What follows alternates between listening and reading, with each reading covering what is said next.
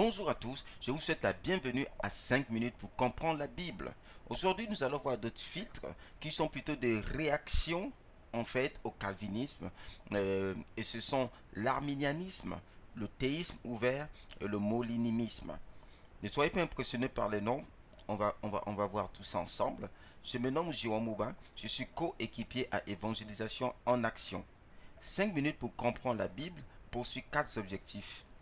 Rendre la Bible accessible à tous, se dégager des filtres traditionnels, comprendre les alliances de Dieu avec l'humanité et libérer votre potentiel à l'évangélisation. Et voilà, il y a eu des réactions au calvinisme. Par exemple, sur le calvinisme, Dieu est immuable en décision. Le théisme ouvert est plutôt de l'avis Dieu peut changer ses décisions. À la réponse à Dieu est sans émotion, le théisme ouvert dit Dieu a des émotions.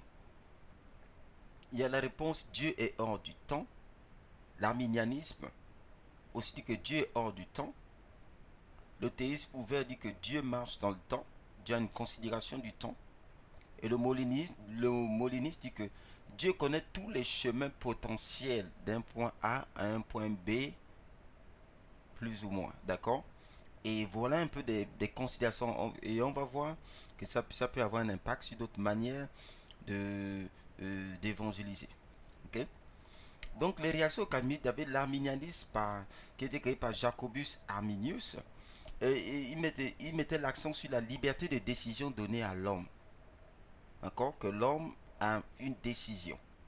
D'accord? L'homme a une volonté, là, une décision à prendre. Que Dieu agit sur une base légitime. Mais on l'a vu. Par exemple, Dieu a regretté d'avoir fait l'homme. D'accord? Et le théisme ouvert, dont le pionnier est Clark Pinnock, met l'accent sur le relationnel avec Dieu. Dieu, c'est un Dieu de relations. Il peut changer de décision, mais ça ne veut pas dire qu'il change de caractère. Et que Dieu marche dans le temps. Il y a une considération du temps. On voit Dieu avec Abraham en train de marcher. Et il demande à Abraham d'aller sacrifier, de lui offrir son fils Isaac et ainsi de suite. Dieu n'est pas en train de jouer un jeu avec Abraham pour qu'Abraham devienne l'homme de foi. C'est peut-être un mystère, mais on voit que Dieu entre dans le temps avec l'homme et il y a une marche avec lui. Certains détails sont prédéterminés, comme le retour de Christ. On ne peut rien faire, il y aura le retour de Christ. Et il y a le molinisme dont un enseignant connu, c'est William Lane Craig. Il dit aussi que Dieu marche dans le temps, mais il conseille que Dieu connaît tous les chemins d'un point A à un point B. C'est un peu une idée de GPS, si vous voulez. Voilà.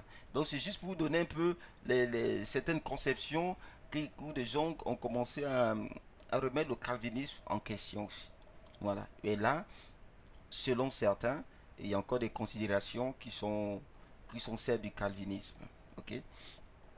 Donc voilà, aujourd'hui je voulais juste vous présenter, pas pour vous remplir la tête, d'accord, mais c'était juste pour vous donner des idées, des manières de voir de certains courants, de certaines doctrines, et pour voir si on est peut-être été influencé d'une manière ou d'une autre, et de nous positionner, pas d'indexer les gens, c'est pas ça le but, pas de condamner les gens, euh, pas de dire tel ou tel est mauvais, et non, mais c'est de pouvoir bien nous positionner, de comprendre que Dieu veut qu'on amène le message d'amour aux nations, que Dieu c'est un Dieu de relations qui marche avec nous, il est éternel, il a un contrôle de choses, mais dans tout ça, Dieu a une marche avec nous où on a un positionnement à prendre, on a notre volonté à mettre en action, on a des décisions à prendre, on a la marche de la foi qu'on doit avoir, et donc pour amener ce message d'amour.